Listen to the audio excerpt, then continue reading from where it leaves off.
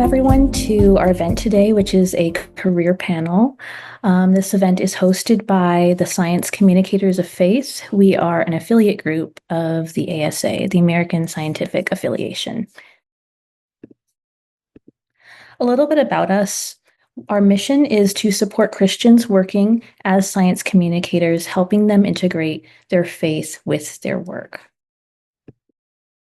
Our group welcomes all forms of communication. So science communication doesn't just look like one thing.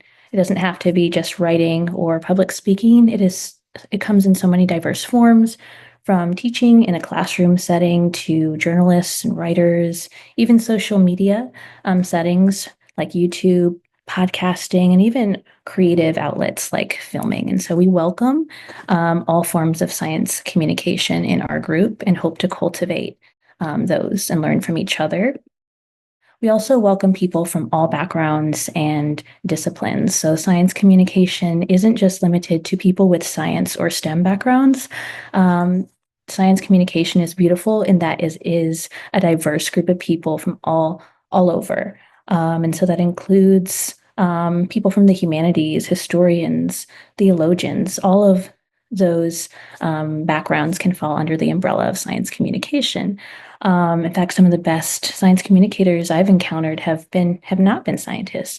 But one of the beautiful things about being a scientist is that we are particularly well positioned to do this really well because we have both the technical background, and when we couple it with good communication skills, just imagine the impact that we can have, especially in times like these. The purpose of our group is to provide a supportive, collaborative, and ultimately Christ-centered community for people of all backgrounds and skill levels to grow in the craft of science communication. And so if you're new to our group or here at one of our events for the first time, we would love to connect with you for you to be a part of our community, because we really hope to be a community where we can grow together, learn from each other, find ways to collaborate and support each other in this space.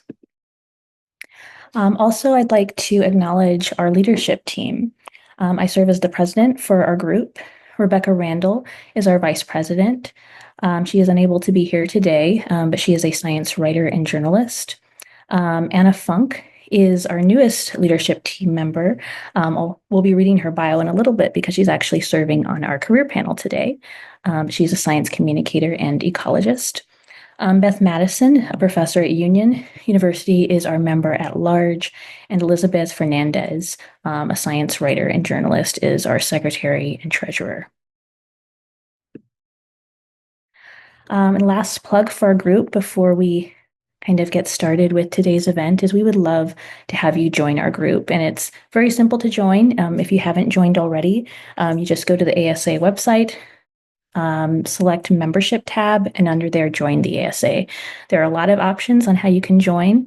You don't have to, there are free membership options as well as options where you don't have to sign a statement of faith. So we welcome everyone and anyone to join our community. Okay. With that being said, I'm going to hand it off to Elizabeth Fernandez to introduce our panelists. She'll be reading their bios, and then once we read those, we'll jump into our Q&A session. Yeah, thanks. Yeah, we have some really great people who are joining us and from very diverse backgrounds. So Christina DiPasquale is the first one. She has told multimedia stories as a freelance journalist and essayist, and she has previously served as the executive director of the Religious News Association. She's also been on, she was the communications director for the Dialogue of Science, Ethics, and Religion, which is DOSER, which is part of the American Association for the Advancement of Science. She holds a bachelor degree in journalism and media studies from Rutgers, and also a master of fine arts and visual narrative from the New York School of Visual Arts. Jenny Crayne is a science communicator and educator from the informal science and museum world.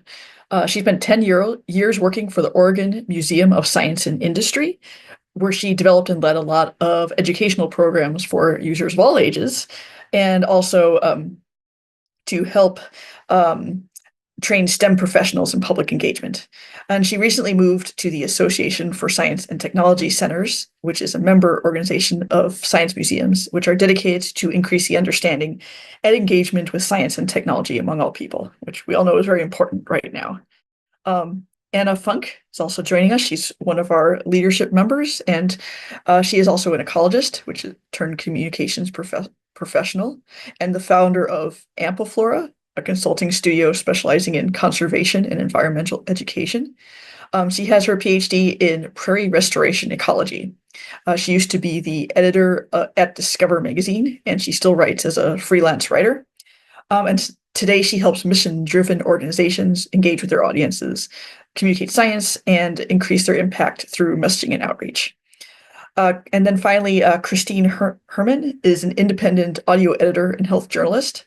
Right now, she is the primary editor for the student newsroom at Illinois Public Media, the NPR station for East Central Illinois.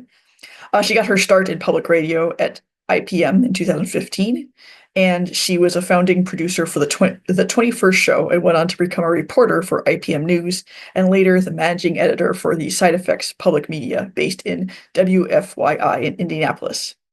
And now she is freelance. She serves on the board of Association for Healthcare Journalists. She received a 2023 Media Award from the Mental Health America and is a 2018 and 2019 Rosalind Carter Mental Health Journalism Fellow. She has her PhD in chemistry and her MS in journalism from the University of Illinois at Urbana-Champaign. So as you can see, we have some great people joining us today. I would like to invite you all to submit questions to them through the chat. And after we have a little bit of panel discussion, we'll be taking some of those questions within the chat. So at any time you want to, just go ahead and drop in your messages and your questions. Thank you for that, Elizabeth. And so now we're going to start with our panelists. We have some pre-prepared questions that we'll be asking them. And after some of that time passes, then we'll be asking some of your guys' questions that you post in the chat box. So again, thank you to our panelists for being here. There's so much wisdom in the room. I'm excited to learn myself. I think maybe one of the questions we can start with is maybe speaking into the space of people who are early career and are interested in science communication as a potential career, and or people who are interested in maybe transitioning to science communication as a career from work they've been doing, or just in current times like these where science communication seems so important. Maybe it's helpful to start there. What advice might you give to someone interested in pursuing a career in science communication and doing the kind of work that you are doing? I can jump in. Hi, good to see you all here. The advice I was given, so I was on track to go into academia in chemistry, and then in the middle of my PhD program realized I did not want to do research. So the best advice I was given back then, which I give to people now, like 10 years later, is actually 13 years later, I graduated in 2012, is dabble in different things and talk to people and keep your day job until you feel ready to fully shift into the new thing you want to do. So what that looked like for me was when I was in grad school, I started to find any way to get writing experience and to build my portfolio. So I wrote for the student newspaper at the University of Illinois with a bunch of undergrads. I connected with, Chemical and Engineering News, which was is still the magazine of the American Chemical Society since I was in chemistry. I could write stories about chemistry. I weaseled my way into freelancing for them. Little things like that. And then one door might open and then it leads to another door. And then next thing you know, you're ready to fully pivot and transition. I'll let others chime in, and then talking to people, reaching out, doing research on different people. It's like, I might want your job one day. I would love to hear your advice on what would it take for me to get there. Because every field is a little different. Writing for a trade publication like Chemical and Chemistry and Engineering News is different from what I do today, which is working in public radio. So the advice is going to be very specific and different depending on the field I'll just speak to journalism that you might want to go into. And I'm sure that applies to other types of science communication as well. I can jump off on that because sorry, I'm in a public library, so please excuse me for just being a little aware of what's going on around me. I was a journalist for 20 years, I think. Not that many, but I was recruited into science communications after I did an interview with Jennifer Wiseman, who directed the dialogue on science, ethics, and religion at AAAS. And the one thing that I discovered, I am really a storyteller. I like finding a story, telling the story. Science communications, like promoting a program, is an entirely different thing, or promoting a particular kind of science that someone's doing as a scientist. And that actually is I'm less well suited for that. So I think that finding what your passion is and then, getting trained for that is the way to go. I have had opportunities to do communications in other contexts since I left AAAS, and I'm really a storyteller, and I like finding and telling stories. So, you really have to think about what it is you want to do. So I think of someone like Catherine Hayhoe, who's a climate change, advocate or activist. And, she's really passionate about saving the earth, and that drives her communications. So really finding what you're passionate about and pursuing that. I'm actually not a communications person. I'm a journalist, even though I've done both. I think all I'd really add, oh, go ahead. Go ahead, Anna.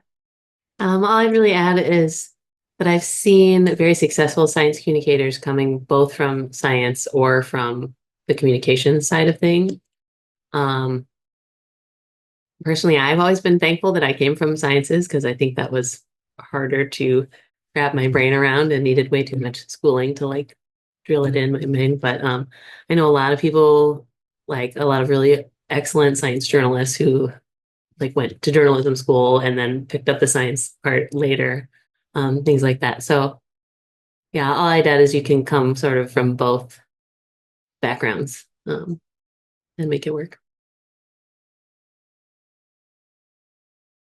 Yeah, and I'll just add to that too. Like, I think I'm maybe the only one of the four of us here who isn't in the freelance space, and I have so much respect and admiration for all of you freelancers for the amount of hustle that requires. I find that very intimidating. Another track is sort of the more organizational track. I've always worked for an organization, and typically those have all been, educational organizations and nonprofits to some degree. And so another track is to weave in more science communication projects into your existing role. And some of that has come from trying to, promote new programs and projects in my organization, sometimes doing some fundraising for those new projects in my organization, trying to grow and expand existing projects to have a more science communication bent, or to better integrate science communication best practices into them. And so that's kind of been more my approach, is less of like setting out on my own as a science communicator and more trying to bring science communication into the place that I'm working. Thank you. Thank you all for sharing advice for that question for those in the room. Another question I have, this might, help us further kind of get an idea of the kind of work you guys do day to day, is what does science communication look like for you in practice in a museum setting for you, Jenny, or in a public radio setting for Christine? What does that look like, and how can we tangibly kind of like imagine what that looks like, if you can paint a little picture for us? Yeah, so right now I'm an editor, and I work with student journalists to do all sorts of journalism, not specific to health and science, although many of them are interested in health and science, which is great because that's what I'm most equipped to help coach them through. But before I was an editor, I was a health reporter, and it was during the pandemic, so there was all sorts of science to be covered. So I think health journalism is pretty straightforward. I'm talking to researchers. I have to understand, or at least be able to critically analyze like various different types of, scientific claims, and explain things in a way that's both simple and accurate. And especially for public radio, we're trying to be very accessible to a lay audience. I find that to be very fun and challenging. And yeah, I'll let others chime in as well. I'll go next. My day-to-day work is all over the place, and that is by design. That's part of the reason why I wanted to freelance and to sort of have my own company. When I first got started freelancing, I was just doing freelance journalism, science journalism. But the more time went on, the more I started picking up more in the marketing world. And I found that I could really apply a lot of my storytelling skills and just general communication skills to help organizations whose missions I am excited about. So since my background's in ecology, I was really excited about conservation groups, things like that. But in terms of what the actual work is, it could be something straightforward like writing a blog or helping them with their social media strategy. I've started giving seminars to groups to try and equip them to give better presentations when people are doing like public outreach. Recently, I even had this is a first for me, but I'm writing the copy for some interpretive signage that's going to go up at an arboretum. So just like I really love the flexibility of my job because it's different every day. Yeah, in my job, I'm going to talk maybe a little bit more about my most recent job working with the Oregon Museum of Science and Industry, because I think it probably in some ways provides better examples than the job that I've recently started just in the last few months. But in the museum world, like we often think of science communication really broadly, and some of the specific projects that we'd be working on would include things like developing exhibits, developing programs for youth and adults, events, sometimes like curricula and publications and stuff, but primarily it's like experiential learning experiences. And in those contexts, I really try to encourage the people who are developing those programs to think about their intended outcomes for science communication and for those intended outcomes to be broader than just developing knowledge. And I'm sure this group here is like familiar with this idea too, but like I think especially when we're working with scientists who don't have as much experience in communication, they get really hung up on like, how can I craft the perfect message so that the person understands this complicated material? Like that's important, that's great. Like conveying information clearly is important, but sometimes the end goal isn't just that your audience understands. Sometimes the end goal is your audience has an inspirational experience that helps them self-identify with science. Maybe your end goal is that they have a one-on-one interaction with a scientist that leaves them feeling a greater sense of trust and connection with the scientific enterprise. Maybe your end goal is just that they have fun, like, and they realize, wow, like science is fun. Science is for me. So in my work as a science communicator, whether I'm like doing the actual communication or whether I'm working on projects that are sort of like building capacity for other science communicators in the museum world, like that's what I'm really pushing is like think beyond information transfer and think about science communication as a process that can help all people engage and like develop these sort of affective outcomes related to science, like trust and belonging and identity. Like I feel really passionate, like that's where it's at right now. Yeah, I want to resonate a lot with what Jenny just said. That connects a lot to what we did at AAAS at Dozer, because I don't know if you all know this, and I don't know if it's still true, but it was true when we were working on the Science for Seminaries project, that a lot of Americans actually go to their pastors with their questions about science. And so this issue of developing trust is really important. And a lot of what we did was to help scientists and religious communities understand each other better so that they could, disavow some of their misconceptions about each other. And Jennifer Wiseman was really great about not letting our work just get caught up in some of those areas of disagreement and debate, but to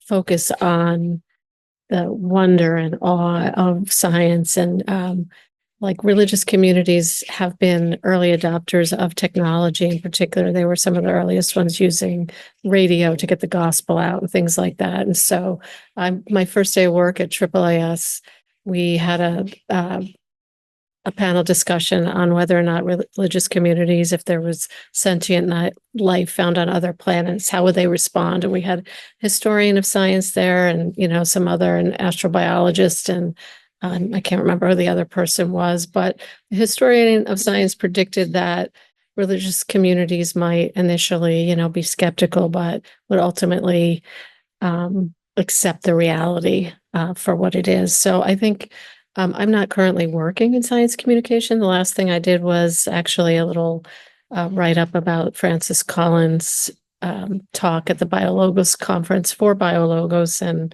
just did something medicine related for AARP. But I do a lot of science communication just in daily conversation with people because of my work at AAAS, and sort of debunking a lot of misconceptions that people have about the incompatibility of science and religion. And so, for example, a lot of religious people think scientists are all atheists. And I was just looking at the Pew report from 2022 on my way here today. And although the numbers of unaffiliated people continue to rise, there's still many Americans who are religiously affiliated, and a lot of scientists are. They may not necessarily be all, churchgoers, but they are inspired by their awe of the universe and things like that. So just helping people to understand each other better has been kind of since I left AAAS in 2019, where the majority of my science communication has taken place. Sorry, that wasn't particularly articulate in what I was trying to say, but, I'm just echoing what Jenny was saying. Thank you. No, thank you for sharing that, and to hear all the diverse forms of ways that you guys do and practice science communication. And I liked what you even said, just it could be a simple conversation talking about, the work that you've done there to other people. Just because we are all people of faith, or, the panelists, our group is about, connecting people of faith who do work for science communication, or people who care about reaching audiences of faith. I did want to ask a question, maybe two. You can kind of fill which one you want to answer.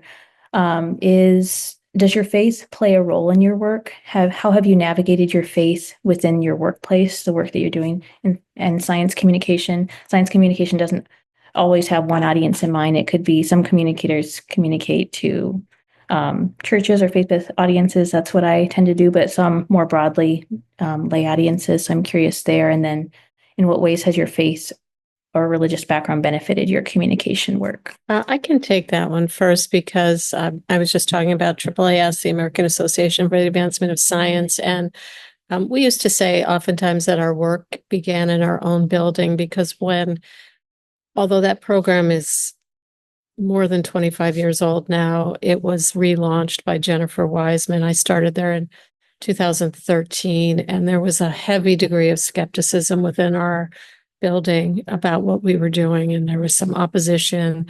At my interview with Jennifer, she actually was taking messages off her voicemail, and there was a very angry voicemail from an older member who was really opposed to the fact that there was this program of dialogue. And she just had me listen to how she spoke to this woman, and got her to understand it was important to get support from religious people for science. And by the end of the conversation, the woman was saying, no, I don't want to cancel my membership, which she had initially said, and was a big supporter of what we did.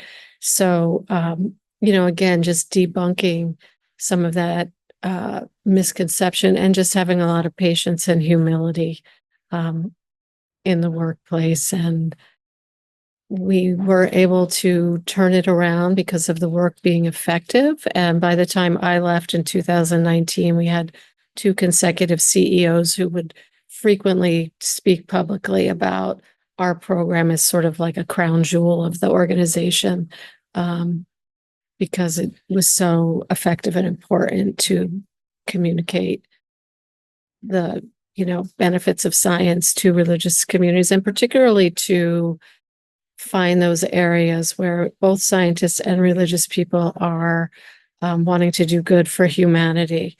And so the areas of connection where, we could do those things together. I think for me, the biggest role of faith in my work life is not really unique to being a science communicator. It's just like how I interact with people and how I interpret like the day-to-day goings on of the world. I am actively trying to be better about sharing my faith, not necessarily like sharing the gospel with coworkers, although that would be great, but I'm not very bold, but I'm working up to it. But just acknowledging it, like, what did you do over the weekend? Oh, I went to church. Like, I can say that. It's fine to acknowledge that you are a Christian. So that's something I've been working on. Just like, I think I have lots of weird, it's like a whole nother story for another day, baggage about sharing your faith and growing up learning that like it's annoying to share your faith and like hit other people over the head with it. That's a bad thing. So you shouldn't talk about your faith.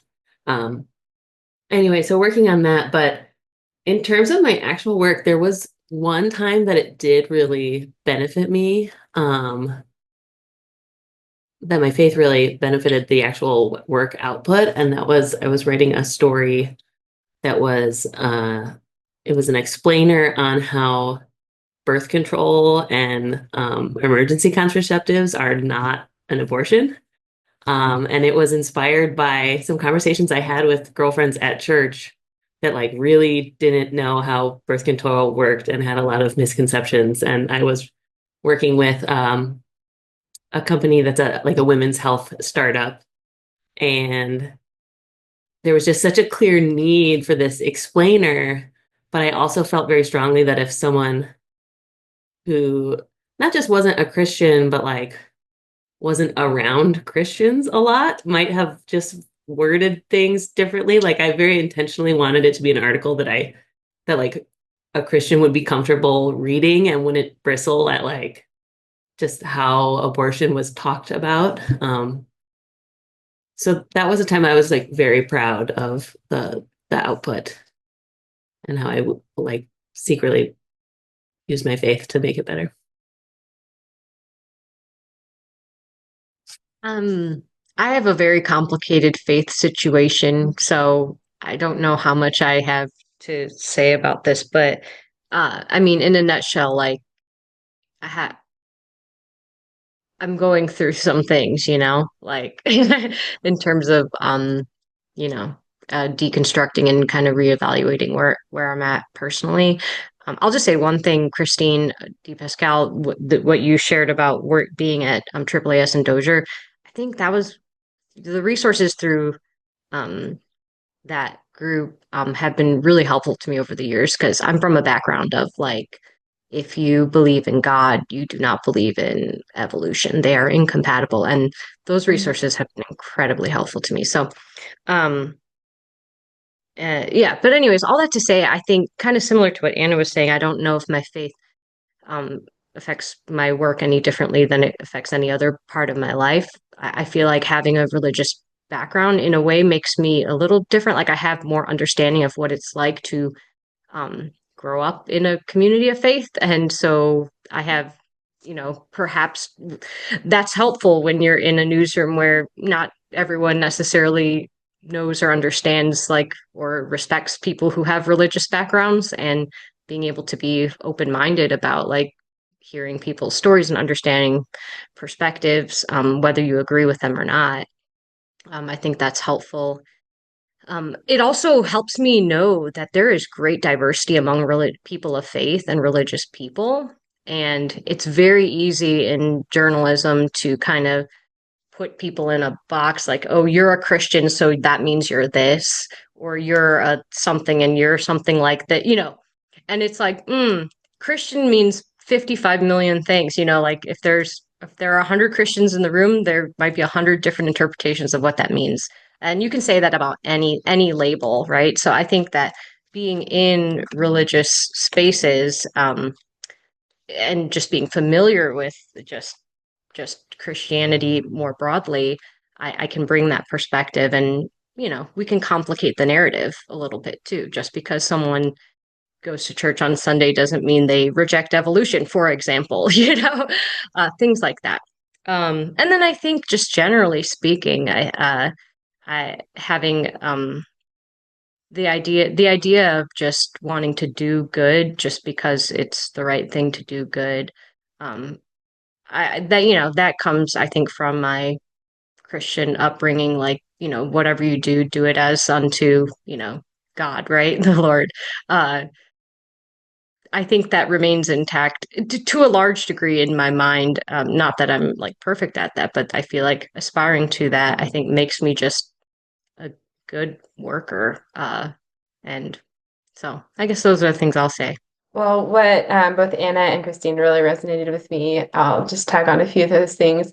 Definitely agree that it's sometimes a balance. Like sometimes it feels like sort of coming out as a Christian, in a scientific space. And I think that's amplified particularly here in, Oregon, Portland area, where it's just, so liberal, and there can be those attitudes of like, oh, if you're a Christian, like it obviously means you blah blah blah, all the things. And there was this sort of funny experience actually when I was working at OMSI, where it's a staff of like 200 people, so not everybody knows everybody super well. And I had gone to an event outside of work for science and faith, and ran into a coworker there, and we were both like, "Oh, you're a Christian." So, it was kind of those funny moments where we're like, "Oh," and so after we're like secret Christian friends at like our secular workplace.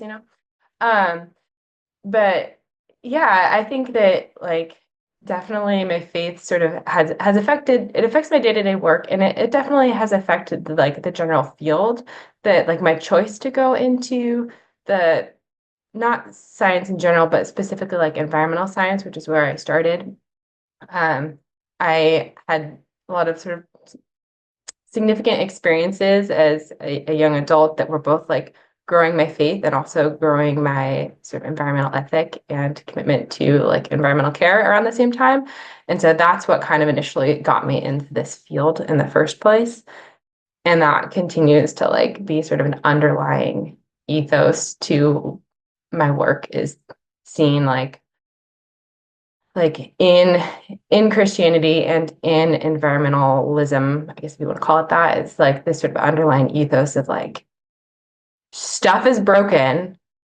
We want to like participate in the restoration of that stuff, and that big idea like carries through in both my faith and my work. And even if it's not in like in the project description of all of my activities, it's like this underlying motivation.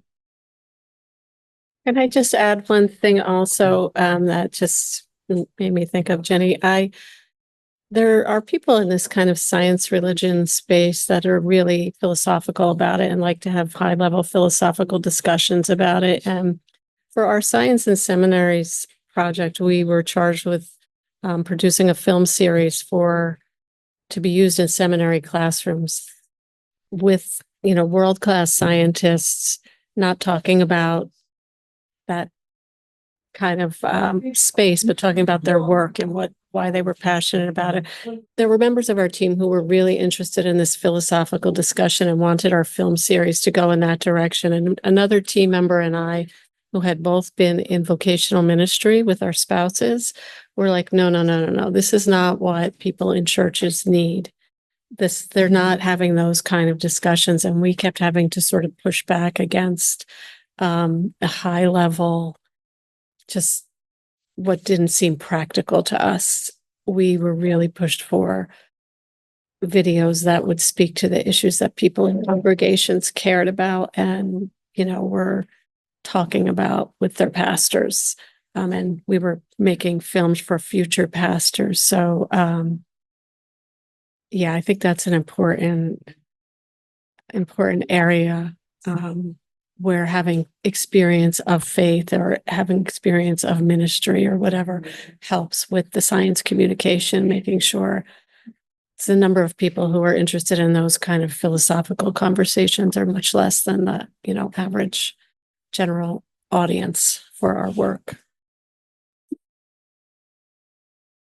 I would agree with that completely. Just the importance of knowing your audience, that comes from either, being a part of that audience, or, working with those types of audience members through ministry and elements like that, or even, there's what has come up already through you guys' conversation is the denominational diversity within the church. And so we need people from all those different backgrounds and traditions represented in this discourse if we really want to reach them in ways where we're not just developing things for them that are not going to be practically useful. So I will transition to Elizabeth Fernandez. She's going to guide our audience questions. And so if you haven't already, feel free to type your questions in the chat box and she will be reading them. Okay, thanks. Yeah, so we have a couple of great questions. So I'll go ahead and start with this one that we've been obviously right now in the country, there's a lot of misunderstanding about science. A lot of science communication is lacking in certain spheres. And of course, there's a lot of it's a very politically charged environment. So this question is, this has led to some dismantling of scientific infrastructure. And so, how has your approach to science communication and journalism changed? This one is a toughie. The most immediate change, not on my end, but on everybody else's, was everybody got real scared about their budgets. And that, for someone like me that's getting hired as a contractor, my sort of services are the first to go. Though every conversation I had been having with like a new client was just like put on hold. And people are scared. Like a lot of conservation groups have federal funding, they have grants. Some of them were finding out that grants they had already spent the money might not get paid out or whatever it is. I don't know where that all sits now. But meanwhile, like the science communication is itself even more important, right? Like they sort of go hand in hand. Like as the money disappears to support it, it's somehow evidence that more of it was needed in the first place. So in terms of changing my own approach, what I'm thinking about, I haven't gone down this path yet, but I really want to learn more about like fundraising and how to support organizations like who have to pivot, who have to have like different kinds of grants. They have to lean more on donors, things like that. Like that's sort of it's definitely related to what I do, but it's sort of tangential. Like it's a whole different can of worms to be like, how do you get people to give you money directly? So that's something that's been sort of floating in the back of my head. Like, do I want to go down that path and start trying to help organizations like recover this lost funding somehow? I mean, this is a hard question. But I think, yeah, being in a local newsroom, and being a journalist, I just approach it the same way we approach any other crisis, which is like we just try to report on it to keep people informed about what's happening and what the impacts are. That feels very meaningful to me because I feel like I take all of the nervous energy I have about just the situation now or similar situations in the past and just try to channel it into doing better journalism. I'm grateful I have that outlet.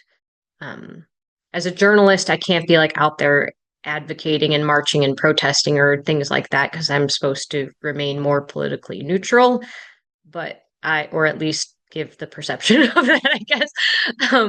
But I can, I feel really lucky to have an outlet that it's like, okay, yeah, all this stuff is happening. Grants are being pulled. Okay, let's go interview the people whose grants were pulled and do a story about it, just so people are aware of what's happening.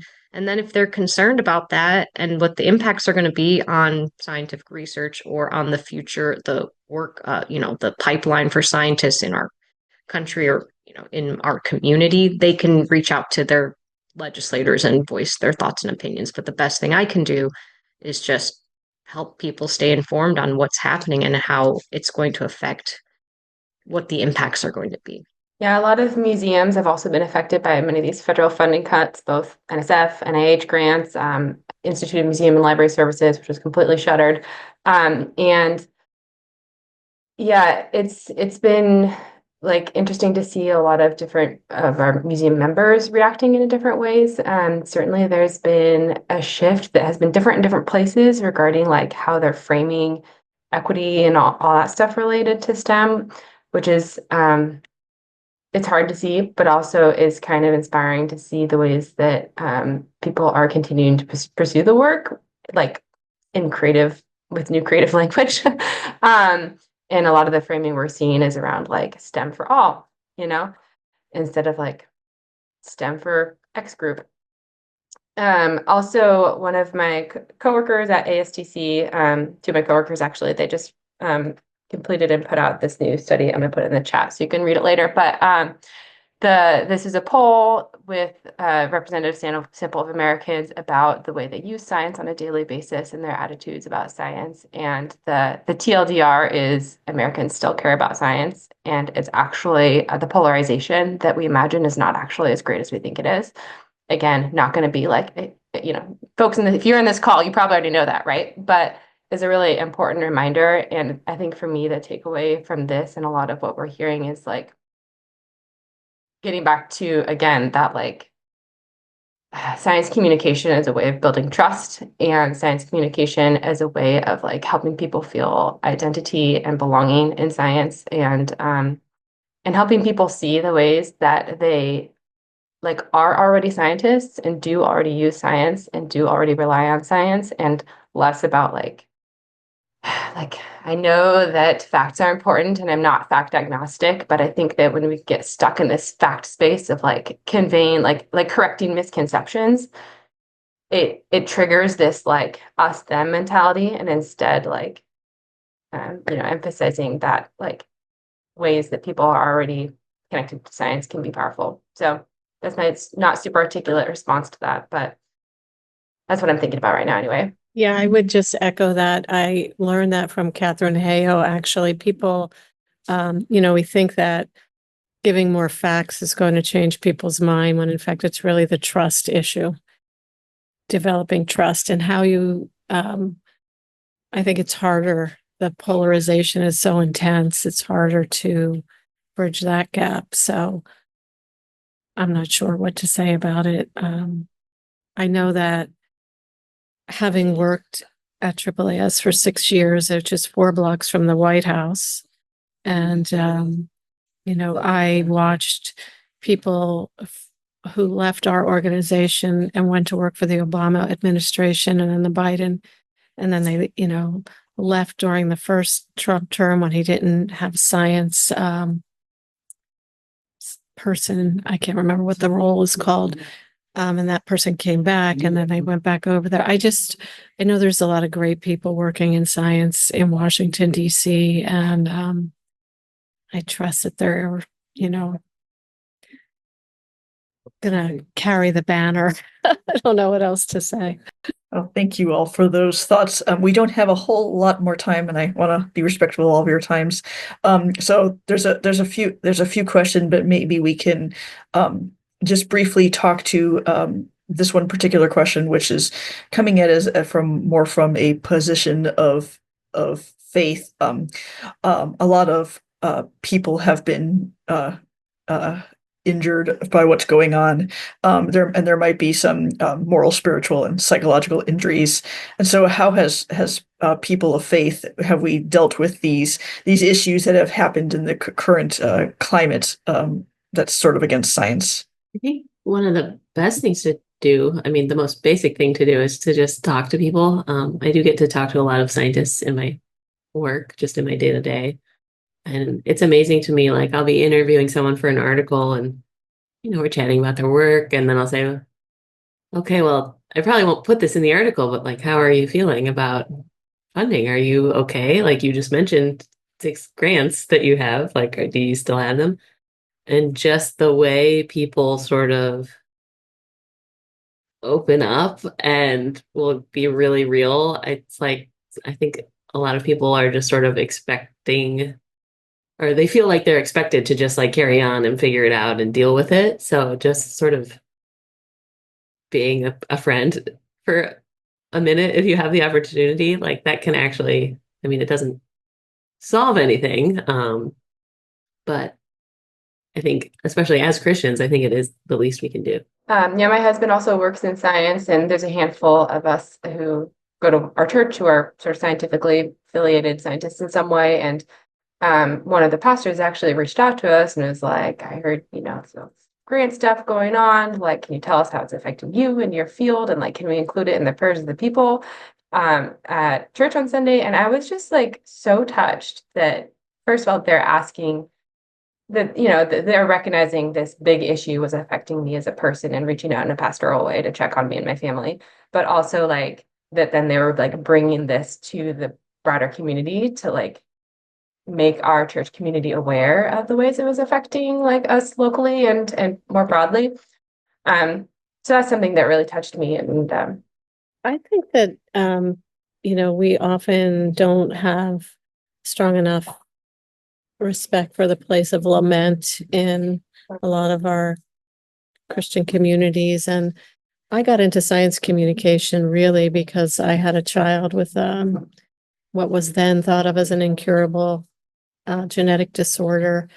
And I was researching the ethics of some of the potential cures for that. And now I've just read that, there's been major advances. That's a whole nother conversation that's very relevant to what we're talking about today. But I just read, that funding is being pulled, and it's just devastating to me. My child died from complications of that disorder. And so, it's just a lament. And I think that we just need to really respect the fact that there are places that we need lament and we can rest and then get back into the fight to get that funding and stuff restored. Okay, I think with that, maybe we can close very briefly with some encouraging words from our panelists, if you feel any encouragement in your own hearts. But what gives you some hope right now, working in science communication, and or what hope do you see other people or do you yourself experience that's kind of unique to science communication? I would say again that, I go back to, and not to be political, but I think it was something from the Obama administration or the Obama campaign, you are the one you're looking for. I mean, look at all of us here. And like I said before, the people I know who work in science who, somebody else isn't out there. We need not be deterred. We just have to press on and, believe that we can resist the kind of attacks on science. We have to stand up and do it.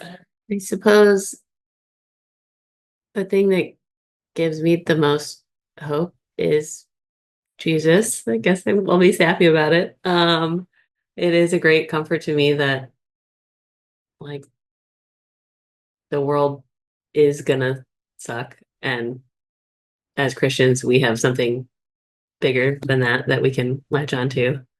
When I'm feeling very frustrated with work or the state of the world, I'll just go read Ecclesiastes or something, and I'm just like, yep. I don't know. But I have found my faith to be very encouraging just in general, as other things seem to fall apart.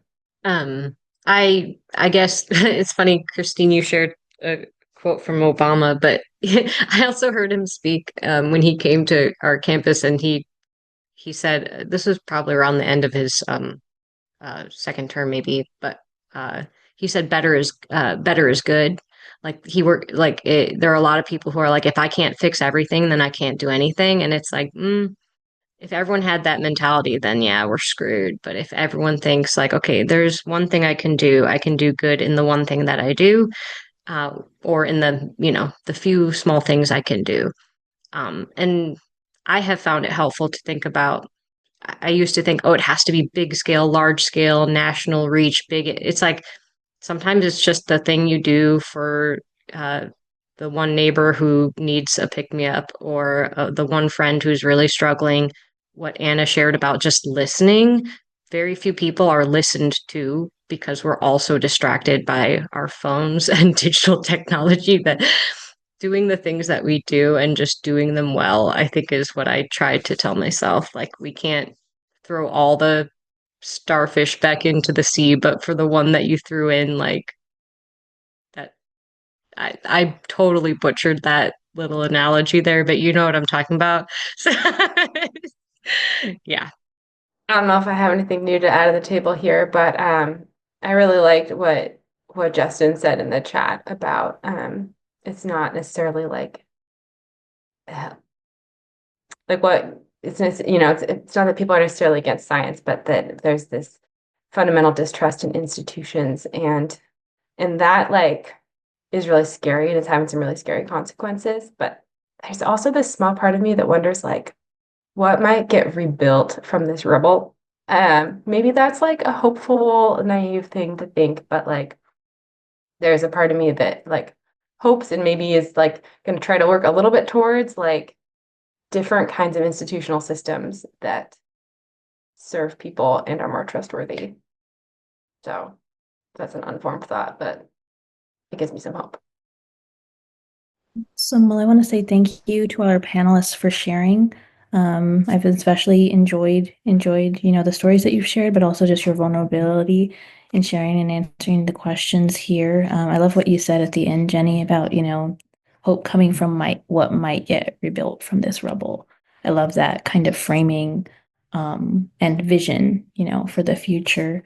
Some of the words I've kind of been clinging to recently or finding myself the songs of a hymn, hope for today and bright, or is it strength for today and bright hope for tomorrow? I feel like this moment kind of speaks to that, praying for the strength for each day, for the moment of what the day is, but also not just hope for tomorrow, but a bright hope. And I believe that is something that can come from, Christ, the bright hope for something to be rebuilt from what is happening right now. With that, I would like to again thank our panelists for their time. They're generous, being generous with their time to be here. And I'll just quickly plug, if you're not already a member of our group, we'd love to have you. You can join us through the ASA website. We have more things on the horizon, exciting things to keep you updated on, including some grant-related stuff, and opportunities that we'd love to give to help foster opportunities for people in our group. I will end with a short prayer, if that's okay. It's a prayer for science communicators. So I hope this encourages you in your work, whether you see yourself as a science communicator or not, just the work that we're doing in this space. So God, thank you for the gift of science and the ability to share it with others in many mediums and forms. The work you have called us to do is important and timely. Help us to approach it with the care, humility, and conviction it requires. As science communicators living in an increasingly fractured world, we cannot afford to do this work without you. And so we ask that you go before us, prepare the hearts and minds of our audience to be receptive to our message. We ask that you be with us when our work is delivered and after it is received, and we pray that you are glorified. In a world of polarization, help us to be peacemakers. In a world of misinformation, help us to be informed ourselves and share this knowledge graciously with others. In a world of mistrust, help us to be trustworthy. In a world of injustice, help us to be just. May our work more than reach its intended audience. May it nourish and edify them. May it convict when it needs to and inspire hope any chance it can. May it draw us closer to you. Grant us the strength we need each day to keep working in this space. Encourage us when we become weary in this well-doing. And thank you in advance for the harvest. Amen. So thank you guys for being here. Be encouraged in the work that you are doing. And we're here to support you and encourage each other. And thank you again for coming.